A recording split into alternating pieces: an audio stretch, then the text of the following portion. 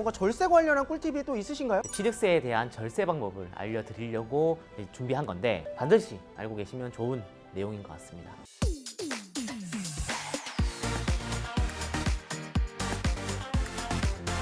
세금을 알았고 부동산을 알았고 그러면 부가 같이 한다. 세금을 알고 부동산을 알면 부가 같이 한다. 가치세! 부가가치세 김소르입니다. 안녕하세요. 반갑습니다. 안녕하세요. 텍스센터 김문수 선임입니다. 선임님 어떻게 바쁜 5월 잘 보내고 오셨습니까? 지난달에 뵈니까 거의 뭐 얼굴이 야위셨더라고요. 지난번에 종합소득세 신고 관련해서 내용을 이렇게 딱 짚어주셔가지고 제가 배운 내용대로 이렇게 딱딱딱 신고를 잘 마쳤습니다.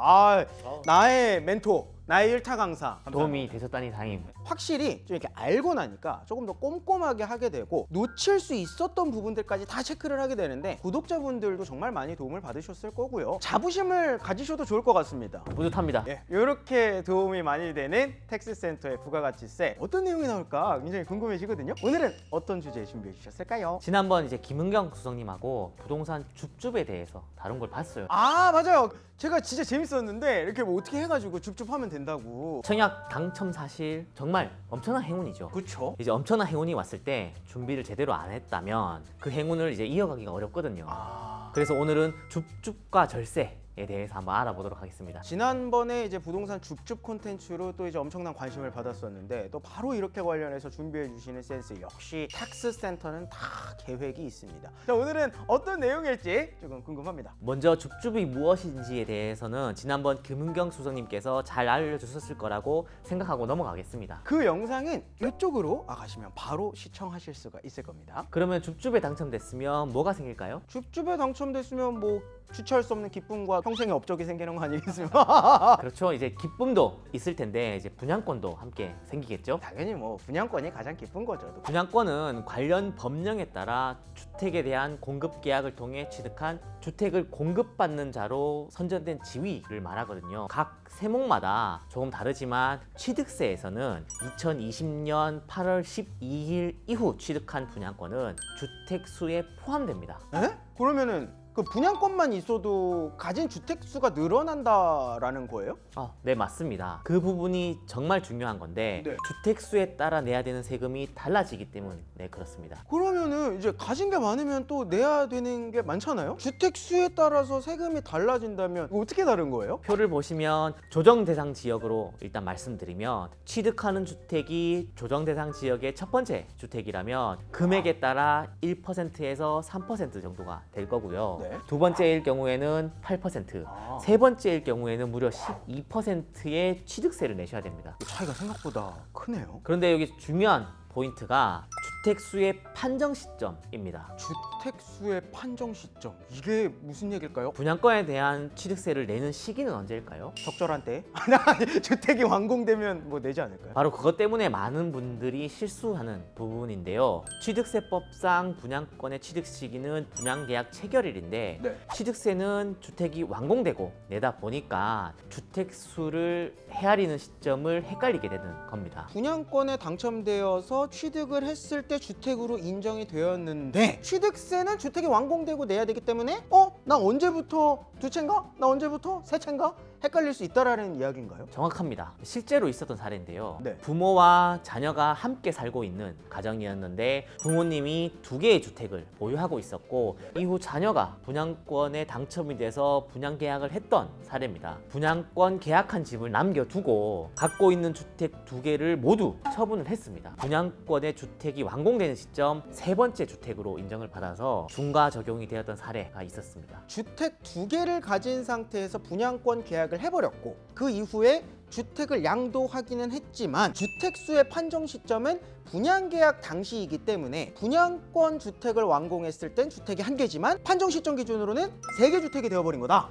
맞습니다. 헷갈리시는 분들이 정말 많아요. 네. 분양권 취득세에서는 완공시 납부하게 되지만 주택수를 산정하는 기준일자는 계약일자로 하기 때문에 반드시 주의하셔야 됩니다. 선임님이 이렇게 또 말씀을 꺼내신 거 보면 뭔가 겁만 주고 끝나진 않겠죠. 꿀팁이 있으니까 또 꺼내신 것 같은데 절세 관련한 꿀팁이 또 있으신가요? 역시 눈치가 정말 빠르시네요. 취득세에 대한 절세 방법을 알려드리려고 준비한 건데, 주택수의 판정 시점은 분양계약 당시로 하지만 세대의 판정 시점은 주택 완공 시점이라는 겁니다. 앞의 사례에서 부모님이 2주택을 갖고 있었고 자녀가 조정 대상 지역의 분양권을 당첨된 상태라고 봤을 때, 분양권 계약 당시 1세대 3주택이라 완공 시 나머지 주택이 있든 없든 12%의 세율이겠지만, 완공할 때 세대를 분리할 수 있다면, 부모, 자녀 세대가 다른 세대로 분리할 수 있다면 자녀의 첫 번째 주택이 될 수 있기 때문에 기본 세율인 금액에 따른 1%에서 3%가 적용될 수 있습니다. 완공하기 전에 세대 분리를 하면 부모님은 뭐 원래대로 2주택, 자녀는 1주택이 되는 거죠. 당연히 다른 세대가 되는 거니까. 그러면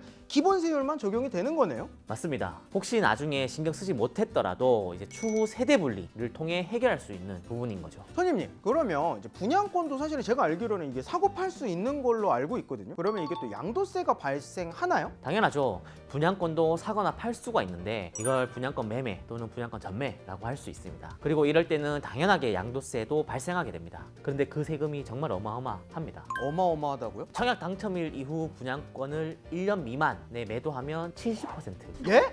70%요? 또 있어요. 1년 이상 가지고 있으면 60%의 세율을 적용하게 됩니다. 만약에 지방소득세까지도 하면 77%, 66%가 됩니다. 도대체 누가 팔아요? 절반 이상이 세금이잖아요. 그래서 분양권을 양도하는 것은 세율이 너무 높기 때문에 웬만하면 이제 안 하시는 편이 나올 수 있습니다. 그러면 예를 들어서 분양권은 양도하지 않고 만약에 원래 살던 집이 있었어요. 근데 이사 갈 집을 분양받은 경우에 기존에 있던 집을 매매하면 요것도 양도세는 어떻게 되는 건가요? 양도소득세에도 2021년 이후 취득한 분양권은 주택수에 더해지게 되었어요. 새로 이사가는 집의 실수요를 보장하기 위해서 일시적 2주택을 동일하게 분양권도 적용하게 되었는데, 살던 집인 종전주택을 취득한 후에 1년 뒤 분양권을 취득하고 분양권 취득일로 3년 내에 살던 집을 양도했다면 일시적 2주택으로 종전주택 비과세가 가능합니다. 세금을 매기지 않는다라는 거죠. 그렇죠. 물론 양도하는 종전주택, 살던 집의 주택이 2년 보유 또는 2년 거주에 대한 요건은 지켜야 되는 거고요. 예를 들어서 분양권을 취득을 했어요. 그럼 3년 내에 종전주택을 못 팔 수도 있잖아요. 안 팔리면 어떡해요? 만약 분양권은 취득일로부터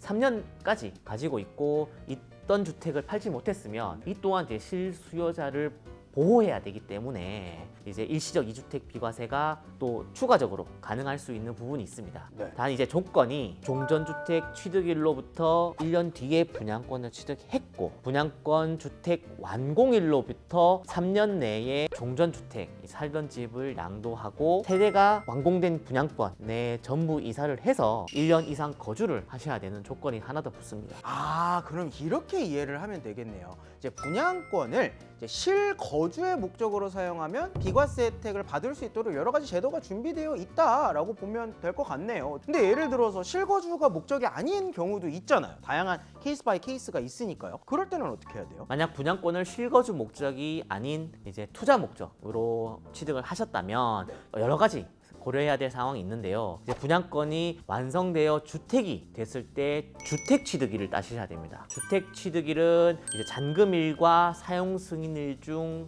빠른 날이 될 수 있고, 완공된 주택을 양도할 때 1세대 1주택 비과세를 적용받냐 못 받냐에 따라 세금 차이가 아주 크게 날 수 있어요. 1세대 1주택의 요건은 잘 알고 계시듯이 주택을 2년 보유하고 때에 따라 주택 2년을 거주해야 되는 요건입니다. 역시나 실제로 거주했는지 여부가 정말 중요한 것 같네요. 1세대 1주택 비과세 같은 경우에는 2017년 8월 3일 이후 조정 대상 지역에 주택을 취득했다면 2년 보유 플러스 2년 거주가 필수입니다. 1세대 1주택의 큰 혜택 두 가지는 네. 첫 번째는 양도가액 12억 원까지 비과세, 아, 두 번째는 장기 보유 특별 공제율이 1년에 2%에서 최대 1년에 8%까지 올라간다는 점. 자세한 1세대 1주택 비과세는 다음번 부가가치세에서 심도 있게 한번 다뤄보겠습니다. 근데 이거 되게 중요한 내용일 것 같은데 지금 다 푸고 가시면 안 돼요?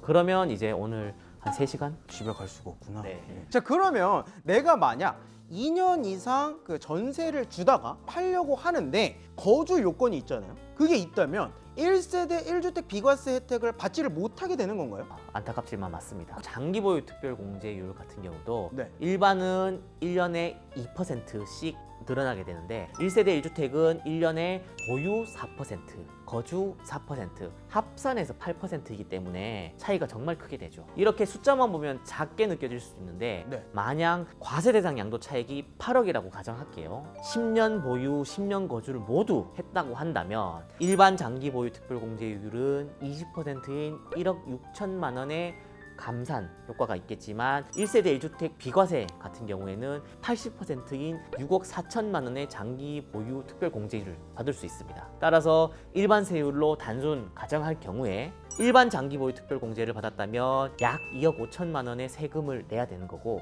고율의 장기 보유 특별 공제를 받은 경우에는 약 4,300만 원의 양도세를 납부해야 되는 이렇게 큰 차이가 나게 되는 겁니다. 그 웬만한 집 한 채에 예, 차이가 나는 것 같습니다. 이렇기 때문에 미리 알고 미리 잘 대처를 해야 되기 때문에 나중에 줍줍에 당첨되었을 때 이제 잘 신경 쓰셔야 되는 거죠. 언젠가 제가 당첨이 된다면 오늘 배운 내용들로 세금을 잘 아껴보도록 하겠습니다.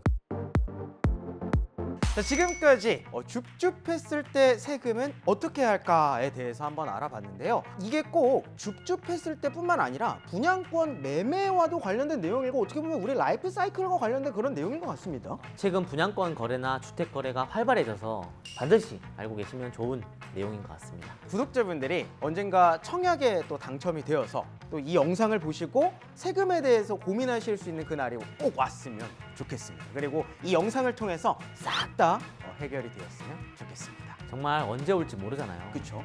사람 일 모르니까 이런 정보들을 미리 알고 학습해 두시면 정말 좋을 것 같습니다. 오늘도 재밌고 유익한 정보 진심으로 감사드리고요. 이제 저희는 마무리해보도록 하겠습니다. 세금을 알고 부동산을 알면 부가 같이 한다. 부가 같이 세. 다음 시간에 또 만나요. 안녕. 안녕.